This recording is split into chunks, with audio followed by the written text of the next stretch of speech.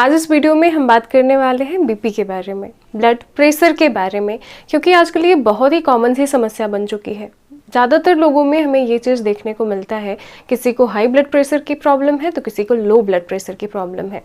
Actual में ये blood pressure होता क्या है, या फिर जब हम रिपोर्ट देखते हैं बीपी का तो उसमें 120/80 लिखा हुआ होता है, उसका मान क्या होता है। तो आज इस वीडियो में हम इसी के बारे में बात करने वाले हैं। तो चलिए वीडियो शुरू करते हैं।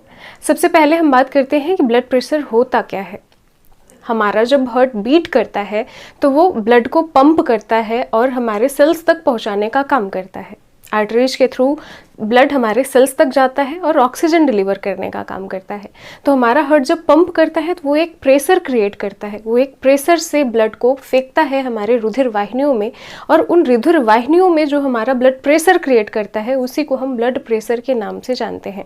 मतलब रुधिर वाहिनियों में जिस प्रेशर से हमारा रक्त प्रवाहित होता है हम उसी को ब्लड प्रेशर के नाम से जानते हैं। अब अगर हम आपसे पूछें कि ब्लड प्रेशर कितने प्रकार का होता है तो आपका जवाब होगा 2 प्रकार का, एक हाई ब्लड प्रेशर और एक लो ब्लड प्रेशर। लेकिन ऐसा नहीं होता है। ब्लड प्रेशर 2 प्रकार का होता है, लेकिन एक होता है सिस्टोलिक ब्लड प्रेशर और एक होता है diastolic blood pressure. Systolic blood pressure तब होता है जब हार्ट बीट करता है, जब हार्ट ब्लड को पंप करता है। जैसे हमारे हार्ट की संरचना ऐसी होती है, जब वो कॉन्ट्रैक्ट होता है हमेशा कॉन्ट्रैक्ट और रिलैक्स होता रहता है। तो जब हमारा हार्ट कॉन्ट्रैक्ट होता है तो उसके अंदर का आयतन कम हो जाता है और ब्लड को एक प्रेशर के साथ वो रुधिर वाहिनियों में फेंकता है। तो जब हमारा हार्ट कॉन्ट्रैक्ट होता है और ब्लड निकलता है तो इसे हम बोलेंगे सिस्टोलिक ब्लड प्रेशर। और जब पूरे शरीर से ब्लड इकट्ठा होकर हमारे हार्ट में आता है तो उस समय हमारा हार्ट रिलैक्स्ड अवस्था में होता है, उसका आयतन ज़्यादा हो जाता है और हमारे पूरे शरीर से ब्लड कलेक्ट होके हमारे हार्ट में आता है, तब हम उसे बोलते हैं डायस्टोलिक ब्लड प्रेशर। और यही दिखाया जाता है बीपी की रिपोर्ट में, जो 120/80 लिखा होता है। तो 120 जो होता है वो होता है सिस्टोलिक ब्लड प्रेशर। मतलब उस समय हमारा हार्ट जो है वो कॉन्ट्रैक्ट करेगा, सिस्टोल करेगा और ब्लड बाहर निकलेगा। उसे हम सिस्टोलिक ब्लड प्रेशर कहते हैं, जिसे 120 से रिप्रेजेंट किया जाता है। और जो नीचे वाला होता है 80, उसे हम डायस्टोलिक ब्लड प्रेशर के नाम से जानते हैं। तो ये एक औसत मान होता है जो 120/80 होता है।